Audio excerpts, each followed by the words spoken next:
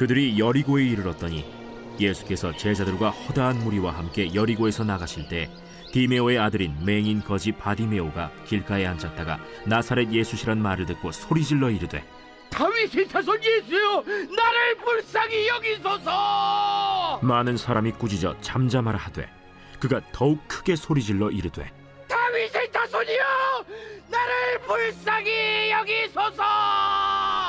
예수께서 머물러 서서 그를 부르라 하시니 그들이 그 맹인을 부르며 이르되 안심하고 일어나라. 그가 너를 부르신다.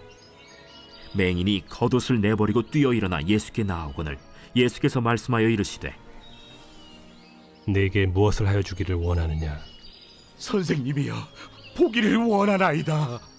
가라. 내 믿음이 너를 구원하였느니라. 하시니 그가 곧 보게 되어 예수를 길에서 따르니라. 안녕하세요. 가족의 여러분, 매일 말씀의 김예찬입니다.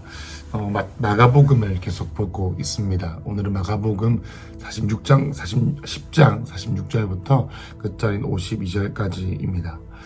여러분, 어제 얘기 이후로 오늘 예수님께서는 예루살렘으로 가고 계시는 중에 여리고라고 하는 길목, 이 갈릴리에서 이제 예루살렘으로 가는 길목에 있는 여리고성에 당도하십니다. 여러분, 여리고성에 가셨을 때에 46절에 보면은 예수님께서 허다한 무리가 함께 왔다라고 나와 있죠. 예수님을 따랐던 자들이, 예수님의 소문을 들었던 자들이 예수님께서 오셨다, 우리 여리고성을 지나고 계신다라는 소식을 들으면서 나도 한번 봐야겠다, 많은 사람들이 예수님 앞에 오게 되었습니다. 여러분, 그런데 여기에 디메오의 아들 맹인 거지 바디메오라는 사람이 나오죠. 여러분, 여기서 디메오의 아들 바디메오다라고 한 이유는 뭐냐면, 그 당시에 많은 이방인들이, 유대인들이 아닌 이방인들이 이 복음서를 읽었었기 때문에 바디메오라는 이름의 의미를 설명하기 위해서 이렇게 쓴 것으로 보입니다. 여러분, 그런데 47절에 이 바디메오라는 자가 맹인이었어요. 맹인인데 거지였습니다. 그러니까 그를 이 맹인의 상황, 이 거지의 상황에서 자유케 할 사람이 없었던 것이죠. 그래서 그가 47절에 나사렛 예수시다라는 말을 듣고 소리를 지르게 되었습니다. 뭐라고 소리를 지릅니까? 다윗의 자손 예수여, 나를 불쌍히 여겨 주십시오 라고 했습니다. 여러분, 여기서 다윗의 자손 예수다라고 한 이유는 뭐냐면, 그것의 뜻이 전에 있다고 믿습니다. 어떤 뜻이냐면 이런 것이죠. 예수님께서 이 다윗의 자손이시다, 메시아시다라고 하는 이 분명한 예수님에 대한 인식이 있었다는 것을 우리는 알 수가 있습니다. 여러분, 예수님이 누구의 자손이시죠? 아브라함의 자손이시지만 동시에 다윗의 자손입니다. 그리고 예언서와 구약에 있는 많은 선지자들의 글에서 보면은 다윗의 뿌리, 이새의 가지, 이런 식으로 해서 예수님께서 다윗의 자손, 메시아가 다윗의 자손으로, 여자의 후손이신 예수님께서 오신 통로 중에 가장 상징적인 이가 바로 이 다윗이다라는 인물이었죠. 그러니 이 바디메오는 예수님이 어떤 분이신가에 대한 분명한 인식이 있었고, 그 예수님께 나를 불쌍히 여겨달라고 소리를 지르게 되었습니다. 여러분, 그런데 48절에 보면은 많은 사람들이 꾸짖어 잠잠하라 라고 했죠. 당연히 그랬겠죠. 왜냐하면 앞다투어 전부 다 예수님을 만나려고 했습니다. 그런데 저기 거지가 있고 냄새도 많이 나고 거들떠 보지 않고 아무 보암직도 좋지 않은 이 냄새나는 거지가 오는 거예요. 그러니까 어떻게 하겠습니까? 조용히 해라 라고 하는 거예요. 그런데 그가 크게 더 소리를 질렀습니다. 다윗의 자손이여, 나를 불쌍히 여겨주십시오 라는 거예요. 여러분, 근데 예수님께서 그에게 주목하기 시작하셨습니다. 여러분, 허다한 무리가 있었다고 했습니다. Great number of people, 이렇게 영어 성경에 나와 있는데 매우 많은 사람들이다라고 말을 합니다. 여러분, 49절에 보면은 그래서 예수님께서 그를 부르라라고 하시면서 그 맹인, 눈에 보이지 않는데 어떻게 해서든 예수님의 눈에 들려고 하는 그런 이 애를 쓰고 있는 바디메오를 예수님께서 부르셔서 안심하라 라고 하면서 예수님께서 사람을 보내십니다. 그런데 그 맹인이 겉옷을 내버리고 뛰어 일어나서 예수님께 나왔죠. 겉옷을 내버리고 뛰었다라는 것은 뭐랄까요? 엄청난 기대감과 기쁨과 드디어 예수님만이 정말로 나의 문제를 해결시켜 주실 거다라는 것을 믿는데 이 천재이루의 기회를 이룰 수가 없었습니다. 그래서 겉옷을 버리고 예수님께 나아가는 데 있어서 걸거치는 모든 것들을 벗어 던져버렸습니다. 예수님께서 물어보십니다. 네가 무엇을 알려주시기를 원하느냐라고 할 때 당연히 이 바디메오에게는 보기를 원했습니다. 예수님께서 이르시되 가라 내 믿음이 구원했다라고 하면서 바디메오가 드디어 보게 되죠. 여러분 이 이야기는 우리가 잘 아는 이야기입니다. 여러분 이 이야기를 보면서 저는 이 한 단어에 대해서 말씀드리고 싶습니다. 절박함이라는 단어입니다. 여러분 잘 아시겠지만 예수님의 어떤 공생의 가운데에서 예수님의 기적을 입은 자들이 정말 많이 있었습니다. 여러분 그 중에는요 예수님과 원래 관계가 있었던 나사로와 베드로의 장모 같은 자도 있었고 또 불특정 다수에게 주님께서 사역을 하셨지만 우리가 성경에서 보는 예수님의 기적을 입은 자들의 특징이 있었습니다. 이 높은 비율로 그들은 어떤 특징이 있었냐면 너무 절박해서 사람들에게 민폐가 되고 때로는 불법을 행하기까지 예수님께 절박했어요. 여러분 그 혈루증 앓은 여인이 있었죠. 혈루증 앓은 여인이 어떻게 했습니까? 그가 부정한 상태에서 하혈이 계속 일어나는 상황이었죠. 여러분 이 유대인의 율법에 의해서는 이 여인은 성 안에 들어오면 안 돼요. 왜냐하면 그가 성 안에 들어오는 것 자체가 불법이기도 하지만 그녀의 부정한 상태가 다른 자들을, 다른 유대인들, 다른 가족들을 부정하고 불편하게 만들고 그들이 여러분 어떻게 되냐면요. 부정한 자와 접촉하면 어떻게 합니까? 제사를 지내야 돼요.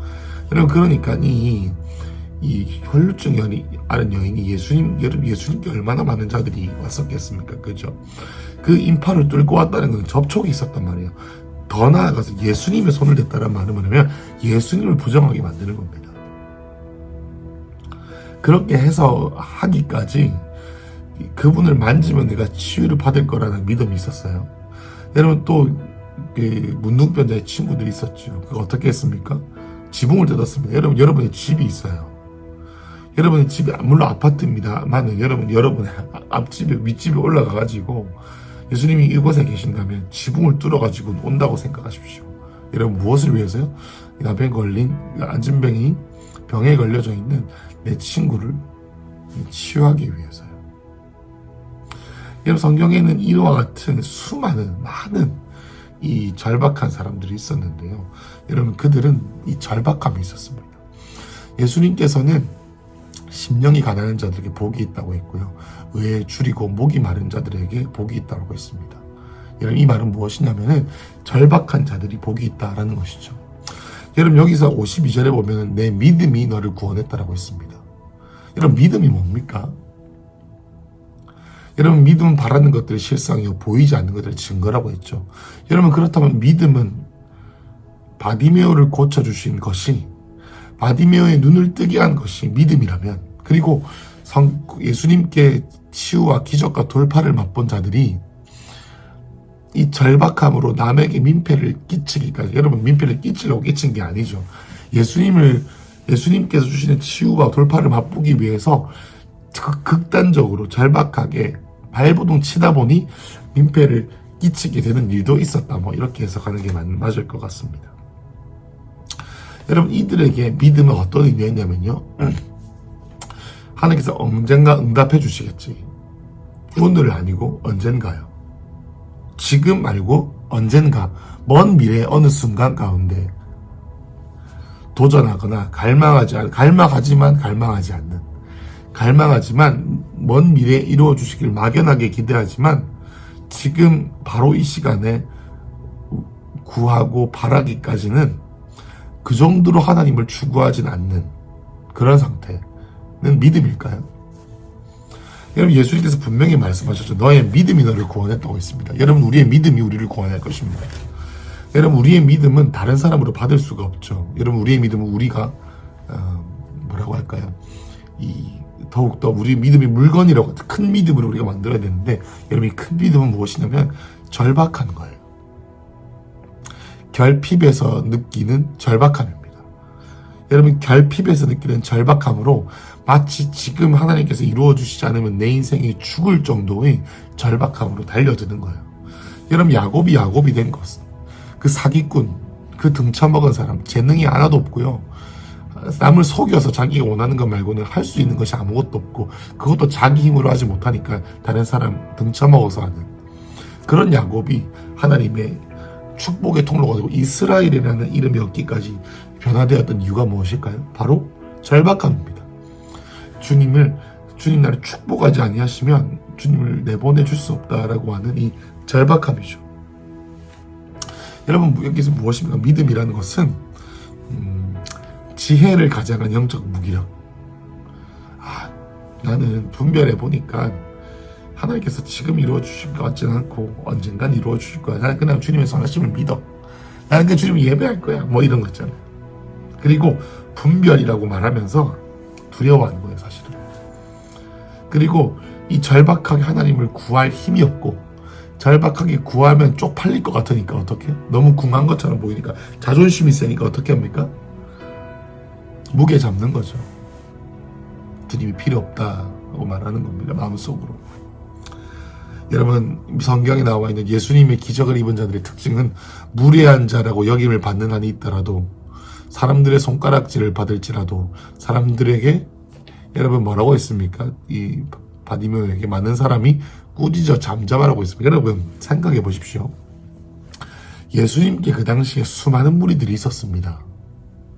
여러분, 수많은 무리들 중에 바디메오 한 사람이 예수님의 시선을 붙잡았어요. 다른 사람과 경쟁하자는 말이 아닙니다. 다른 사람보다 내가 더 갈망해야 된다는 말이 아닙니다. 이런 바디메오 같은 사람이 있었다는 거예요. 여러분, 많은 사람들이 기적을 구경하려고 모였는지도 모릅니다. 혹은 마음속에 주님께서 자기의 문제를 해결해 주길 바랬지만, 그것은 믿음의 차원으로 하늘에 있는 하나님의 뜻이 이 땅 가운데 이루어지기 위해서 내가 갈망으로 땡기는 거예요. 천국은 침노하는 자의 것이죠. 당겨야 되는 겁니다. 어떻게 당깁니까? 발버둥 쳐야 된다는 겁니다. 내 마음에 항상 예수님을 두고, 기도 가운데 부르짖고, 예배 가운데 항상 그것을 의식하고, 그것을 의식하는 가운데 주님께서 내 마음의 동기를 점검하게 하실 때 회개하고, 주님을 더 갈망하고, 또 바라고 구하고, 이 모든 것들의 패턴이 있다는 거예요. 그렇지만 믿음은 있지만, 믿음이 있는 것처럼 보이지만 믿음이 없는 자, 종교생활이 너무 익숙한 나머지, 사탕 발린 말이 너무 익숙한 나머지 믿음이 없는 자들의 특징이 뭔지 아십니까? 실족한 거예요. 마음이 무기력해진 거예요. 응답이 이루어지지 않으니, 여러분, 예수님께서 말씀하셔서 나의 양식은 나를 보내신 이의 뜻을 행하는 것입니다. 순종함을 통해서 돌파를 이루어내고, 그들은 나의 밥이요라고 하는 영적인 식욕이요. 그들의 믿음이 있는 자들의 영적인 식욕은 어떤 식욕이 있냐면, 내가 넘어질 때 은혜를 주시는 그 주님으로 만족하지 않아요.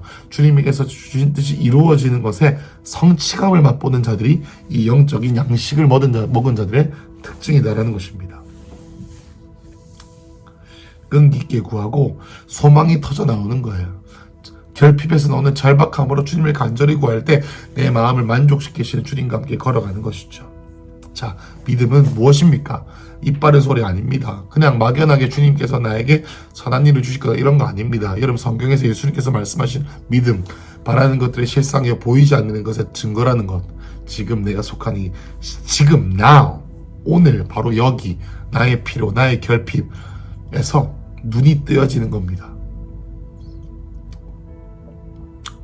여러분, 바디메오가 말했던 이 눈이 뜨여지는 것, 여러분 보십시오. 어제 본문에서 이 요한과 야고보와 그의 어머니가 예수님께 와서 내가 원하는 것이 있다라고 했죠. 그래서 예수님께서 그들에게 말합니다. 너희가 무엇을 원하느냐? 그리고 바디메오에게도 말씀하시죠. 네가 무엇을 원하느냐? 여러분, 예수님께서 오늘 우리에게 말씀하십니다. 네가 무엇을 원하느냐라고 할 때, 여러분과 저의 갈망과 기도가, 하나님, 내가 눈을 뜨기를 소망합니다. 믿음의 세계에 눈을 뜨기를 소망합니다. 갈망함에 눈이 뜨기를 소망합니다. 영적인 눈이 감겨져서 상황과 조건 가운데 정말로 이 상황에서 아무것도 변화되지 않는 상황 가운데 좌절하고 실망한 채로 내 눈이, 영적인 눈이 감겨져 있는 것이 아니라, 주님, 나의 영적인 눈을 뜨게 하여 주시옵소서라는 것이죠. 여러분, 최근에 주일에 느끼셨는지 모르겠지만 정말로 우리 큰숲교회 가운데 예수님의 그 가까우심과 예수님의 성령으로 충만하게 하심과 예수님께서 정말로 우리를 새롭게 하시는 그 은혜가 우리 가운데 정말로 가까이 와 있다는 그런 마음이 듭니다. 여러분, 이때 우리를 놓치면 안 됩니다. 마치 천재유로의 기회 여리고성에 예수님께서 당도하셨던 것처럼 우리 큰숲교회라는 새 부대 가운데 예수님의 인격과 예수님의 실체가 우리의 삶 가운데 찾아오시는 것을 저와 여러분이 바라봐야 돼요. 믿음으로 바라봐야 돼요. 여러분, 지금 그래서 우리가 해야 되는 것이 뭡니까? 주님, 내가 갈망합니다. 주님, 내가 사모합니다. 주님, 내가 내 생명을 다하여 주님, 내가 원하오니 주여 내 인생에 돌파를 허락하여 주시옵소서. 주님의 인생 가운데 부흥을 허락하여 주시옵소서. 주님의 사역 가운데 열매를 보게 하여 주시옵소서. 주님의 인생 가운데 막혀있는 모든 관계와 재정과 질병과 이 모든 문들을 주님 열어주십시오. 주님, 내가 할 수 있는 모든 것들을 다하여 주님께 달려가기 원하오니 주님, 내 마음을 계명의 길을 넓혀주시면 내가 계명의 길로 달려가겠습니다 라고 말했던 다윗처럼 주 여러분, 우리가 주님께 끈기 있고 날마다 주님과의 관계 가운데 구해야 한다는 것이죠. 심령이 가난하시길 축복합니다. 의에 줄이고 목이 마르시길 축복합니다. 평화의 사도 전달자가 되시길 축복합니다. 여러분, 그리고 예수님을 뜨겁게 사랑하시길 축복합니다. 그 어느 때보다 우리 큰숲교회 가운데 예수님께서 가까이 느껴지신 바로 지금 이 천재유로의 기회, 예수님께서 여리고를 지나가시듯이 예수님께서 우리 교회를 지나가시고 우리 교회 가운데 함께 하시고 우리 교회 가운데 운행하실 때 믿음이 있는 자 누구 있습니까? 믿음이 있는 자 누구입니까? 여러분께 묻고 싶습니다. 기도하겠습니다. 주님, 예수님께서 인자가 이 땅에 다시 올 때 믿음이 있는 자가 믿음을 보겠느냐라고 할 때 그 바로 그 믿음, 하나님 그 믿음의 소유자가 내가 되기를 소망합니다. 주님, 내가 겨자씨만한 믿음이 있어도 산을 옮긴다 하셨는데 주님, 우리의 삶 가운데 있는 수많은 삶과 장애물들을 하나님 믿음으로 옮기는 그러한 자 되게 하시고 큰 길을 만드시고 돌파를 이루신 주님을 계속 기도하고 구하며 그 믿음이 맨 처음엔 결핍으로 시작했다가 절박함으로 시작됐지. 결핍으로 인한 절박함으로 시작됐지만 결국엔 우리의 삶을 통해 그것을 이루는 그러한 갈망이 우리 가운데 있게 하여 주시옵소서. 오늘 하루 우리의 믿음이 더 커진 하루 되게 하여 주시길 주님을 기대하며 예수님 이름으로 기도했습니다. 아멘.